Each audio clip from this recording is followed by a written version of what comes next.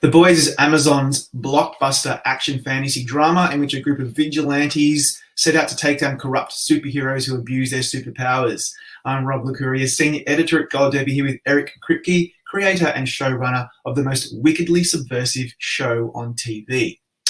Eric, finally, The Boys has become the huge, phenomenal hit that I knew it would be from the beginning. I'm an OG fan, right? Congratulations on 5 nominations across the board. Yeah, thank you. That is surreal, and I feel a little bit like we're the caddies storming the pool in Caddyshack, but I'm also very, very grateful to be here. Yeah, you've got a writing Emmy nomination for Rebecca Sonnenschein. Your mate Chris Lennertz, the show's composer, is nominated, and of course, the ridiculously competitive Best Drama Series category. That is very hard to get into, and here we are talking about The Boys in that category. It's really exciting. I mean, it's just, we put a lot of subtext and commentary in the show, and the fact that people seem to be responding to it is just very, very gratifying. Season 2 upped the ante from season 1. So I'm expecting something like completely to blow my mind, pardon the pun, which we'll go to in a second, for season 3. So I guess you're going to tell me it's amazing, it's the best season we've done. Like, can you give me something? Yeah, I mean, it's about fleshing out the universe. I mean, we very, very specifically try not to top the season that comes before. The expression that we use is, we don't go bigger, we go deeper. And so I'm actually not trying to deliver bigger versions of it. It's more just like, okay, if season 1 introduced the characters, then it's my job in season 2 to tell you things about those characters that you don't know and bond with them even more. And then further into season 3 and on you go, because, look, visual effects are important and explosions and whatever, but like, we're in TV, so we're in the character business, and shows succeed or fail based on how people bond with those characters. So really, it's my job to just present the most complicated, hopefully honest characters I can, and then just continue to reveal new facets about them. Yeah, that's so right, because I mean, we love all the set pieces, and it can be so funny and wicked, and yet I really care about these characters. I really care about Homelander. I care about Huey, and so and what they're doing, and yeah, so I think you're right. I think it's really about going deeper. And speaking of, in season 2, the bad blood between the two sides obviously remained the overall point of the show. But that season was largely driven in part by its female characters who came to the fore with the introduction of Stormfront.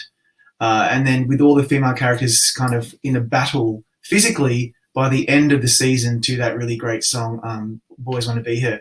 What did it mean to you to be able to do that for the female characters on this show, which doesn't happen very often in this genre? Yeah, no, it was important. I mean, part of it is, look, just the simple arithmetic that there are too many male characters in the source material, which is a brilliant graphic novel, and everyone should read it, by Garth Ennis. And it's smart and savage, and we're standing on the shoulders of giants making that, but it's a real sausage fest, that comic book, and so part of it was just we needed to bring in strong women so that this could be, even though the show's called The Boys, it could be a show for everybody. And and that started in season 1. Lisa Shue character was originally a man in the comics. And so we'd already been in our heads of like gender flipping characters when we just sort of needed to even the playing field. And then, coming into season 2, there's this character Stormfront who's a man in the books and is very much like a Nazi. Like, he's just like Schnell. And I really wanted to tell that story because I wanted to talk about white supremacy and how it's cloaked in this sort of modern social media wolf in sheep's clothing. And it's a very old and ugly idea being told in a very new way. And I wanted to really explore that. And as we talked about it, it was Rebecca Sonnenschein, who is rightfully Emmy nominated. and we were talking about the character, and it was her pitch. She's like, we should make the character a woman and make it a love story with Homelander because we're already pretty much having like extreme right wing fascism making sweet love with Nazism, so we should just do it overtly.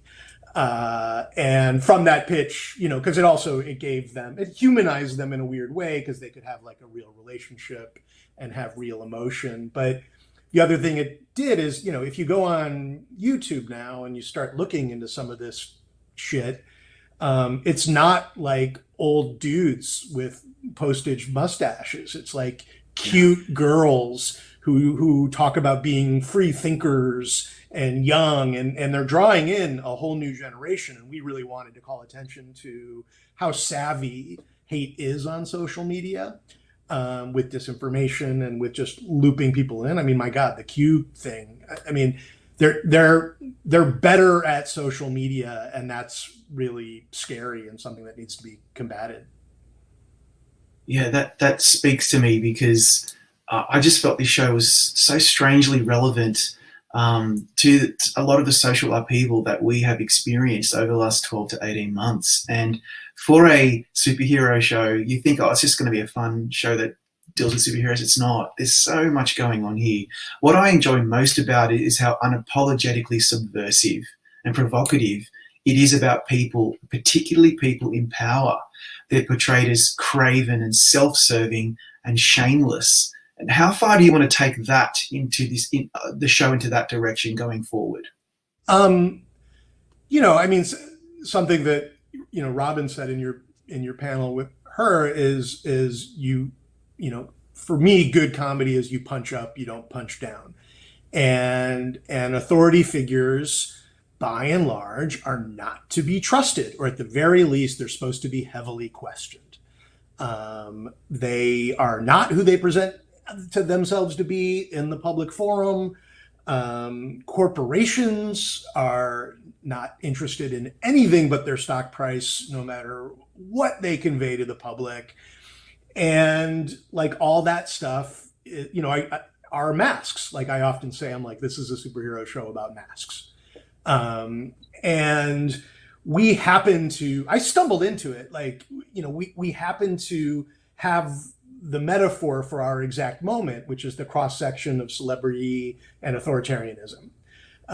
Because these superheroes are the most famous people on the planet, but they also can kill you, and they're all about maintaining their version of order at the behest of a corporation. So we felt actually like, in this day and age, in this world, how can you be handed something, that can be, so cutting about the world we live in, and how can you not take that as far as you can take it?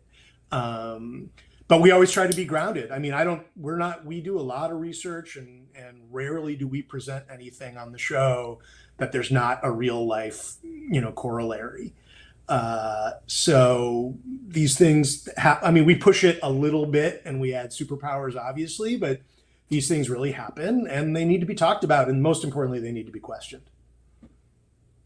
Absolutely. And all the stuff that you do about celebrity and commodity and the cult of personality, materialism, fame, greed, that was all front and center season 2. And that's what I really leaned into in terms of what I was dealing with in my personal life and then what I was watching on TV. But let's talk about something a bit more superficial if we can, because it's the one thing that I loved most about season 2, to be honest, was the head explosions. I'm still in therapy from the scene in the courtroom. Like, what that destroyed me and most other fans. So I'm just wondering, how can you top something? I mean, talk us through the courtroom scene, shooting that. That was incredible. Yeah, it was. I'm so happy to say that I was not there for shooting it because everyone is so sticky. That the fake blood is like mostly sugar water. It's like a thick sugar water, and so and there's insects, naturally among your life, and so it's really no fun to like coat. It's basically coating people in sugar, sticky sugar all day, and then letting like flies come and land on them to eat it. It's not pleasant at all. And and that sequence took a couple days, and all the credit in the world to the director and Stephen Fleet, our VFX coordinator, who really helps creatively design all of it. And the goal was exactly how it played, which was like, can we push this notion of like these heads exploding to the point where it becomes like a slapstick comedy, rather than something horrific, like when the one of the guys trying to escape like literally slips on the blood like on his way out. Like it's like I read somewhere some reviewer said it's like an Ernie Kovacs sketch, and I was like, it is. You're right. That was what our version is. And but we put so much TLC into those moments. I mean, that's the thing that I love about the show is it rewards detail and or it rewards attention because of the detail we put in. And so like the hours I spent with Stephen Fleet talking about like, okay, there's light coming through the window. How does the light hit that blood there, but not that blood there? And how do we make sure the lighting is completely real and is aerating properly? And, we do hundreds of versions of every single VFX shot. And because we want it to feel, the world needs to have a real credible authenticity. And that, that just takes blood, sweat, and tears. Yeah, and everyone that I speak to on the show, cast and crew, when they talk about you, they always bring up attention to detail and your passion for the vision of this show as its showrunner. An example being, the reveal of Congresswoman Newman as the big bad. You can go back and you can see little hints that you peppered throughout the show, little Easter eggs. That's the stuff that we live for. So, I mean, congratulations on a really good job on season 2. Thank you. Well, thank you for joining me today, and we'll bring you back for our panel discussion shortly. Great. Look forward to it. Thanks.